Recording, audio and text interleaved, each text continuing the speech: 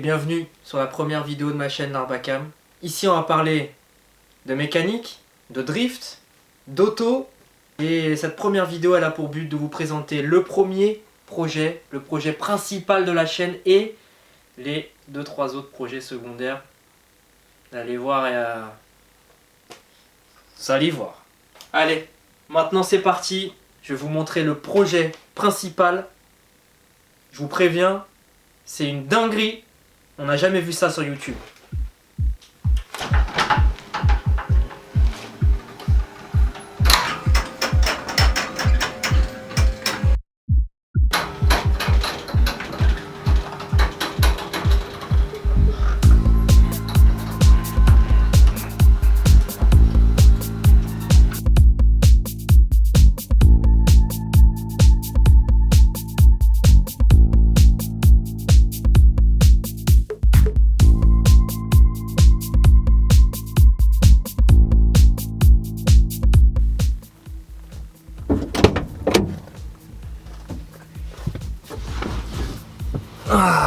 Ça va? Bon, comme vous avez pu le voir, c'est un vrai bolide. Hein. Bon, allez, plus sérieusement, c'est une E36 320i de 98.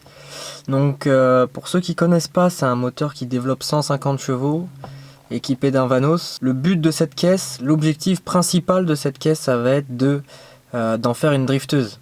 Clairement, c'est mon objectif en tout cas. Je sais qu'on va me dire oui, t'es parti sur une 320i, c'est un peu faiblard en termes de puissance. Oui, je suis d'accord, c'est faiblard, mais qui a dit qu'on allait rester à 150 chevaux? Pour la puissance, on va faire quelque chose, c'est sûr et certain. Pas en premier, pas tout de suite, mais on va y arriver. Les injecteurs de 328i au niveau du passage à l'éthanol, ça c'est quelque chose que je voudrais faire assez vite. Après bon voilà, c'est pas significatif hein, en termes de puissance clairement. Pour quelque chose de bien plus significatif, on va soit faire un swap. Donc au niveau du swap, bah voilà, hein, 325i ou 328i, on verra, ou voilà, qui sait, on ne sait pas. À part le swap, ou en plus du swap, il y a une vidéo qui était sortie de United Driver qui testait une 320i, quasiment full stock. Donc il y avait juste des injecteurs, il me semble, et pas reprogrammé. Une bombe. Qu'est-ce qu'ils ont mis dessus? Ils ont mis un compresseur volumétrique, plug and play, pour les moteurs, pour les M50. Et en fait, si j'ai bien compris, et c'est là où il dit si j'ai bien compris, attention, je ne vais pas vous dire de la merde les amis, ce compresseur volumétrique là peut se monter autant sur une 320i que sur un 328i. Et c'est là où c'est très intéressant. Parce que déjà, la 320i, si elle est transformée, qu'en termes de puissance, on est sur quelque chose qui, voilà, qui est autour du 328i, déjà on sera pas mal. Mais si on lui colle un moteur de 328i et qu'on lui recolle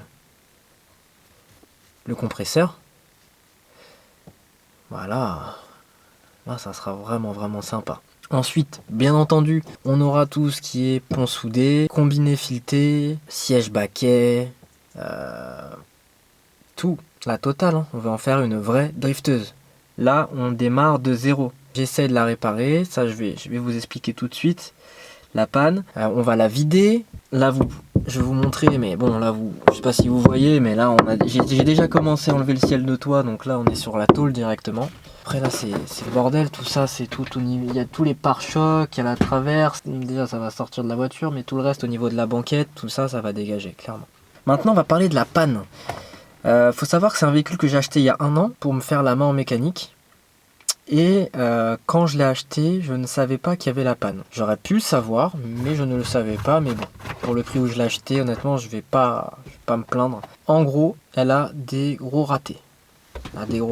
Si j'appuie légèrement pour avancer tranquillou, ce qu'on ne fait jamais, il n'y a aucun problème. Mais dès que je vais avoir le pied un peu appuyé franchement sur la pédale, là par contre, on va avoir des gros ratés et des retours, non pas dans l'échappement, mais des retours dans l'admission. Donc, on m'a dit prise d'air. J'avais regardé, j'avais pas de prise d'air. Et je vais vous montrer un truc de fou.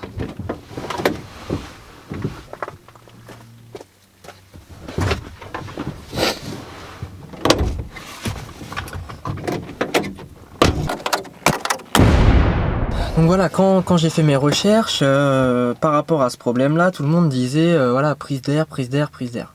Et je trouvais pas de prise d'air. J'ai tout regardé, je comprenais pas. Et j'avais un peu laissé la voiture de côté, que je m'y suis remis il y a quelques temps. Quand j'ai tout démonté au niveau de l'admission, en fait j'ai pris un kit de joint au moteur et je voulais tout refaire. Quand j'ai tout démonté, je me suis aperçu que cette durite qui est juste après le débitmètre, elle est complètement enculée ici.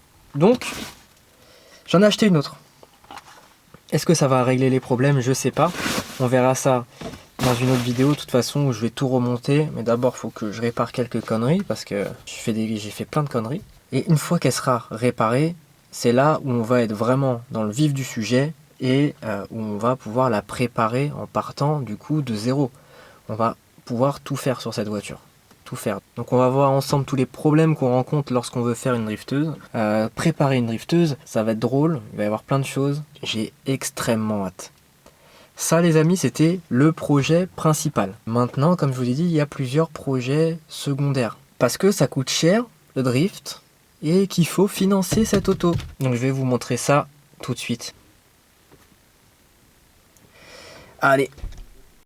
Je vous avais dit qu'elle allait avoir des projets secondaires. Ça, c'est mon premier projet. Daily, ma chérie, celle qui m'accompagne partout, celle qui a mes jantes favorites. Vous l'avez peut-être reconnue ou pas. Une E36 325 TDS, quasiment d'origine. La seule chose qui a été modifiée, c'est le pare-choc PACM, un EPROM. Donc là, elle doit être autour des 170 chevaux, qui est très bien pour un daily. Après, c'est tout ce qu'elle a. Voilà.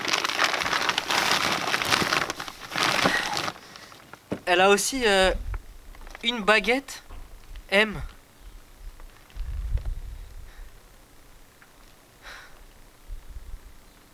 Voilà. Sa mère.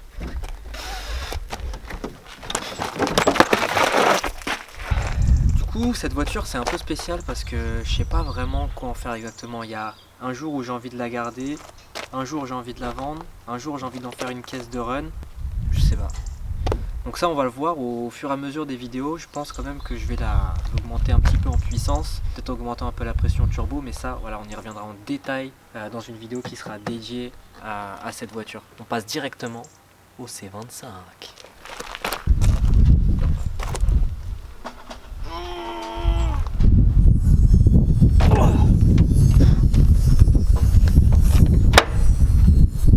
Le Citroën C25, une espèce rare.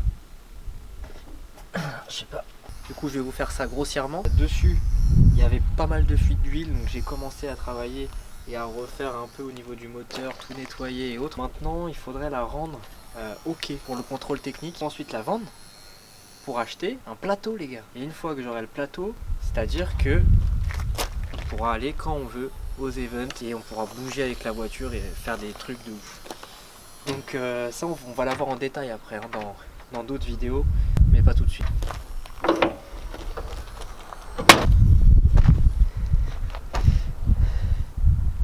À la prochaine.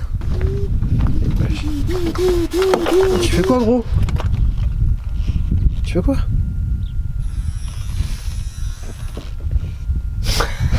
C'est ce que t'as dit. Salut!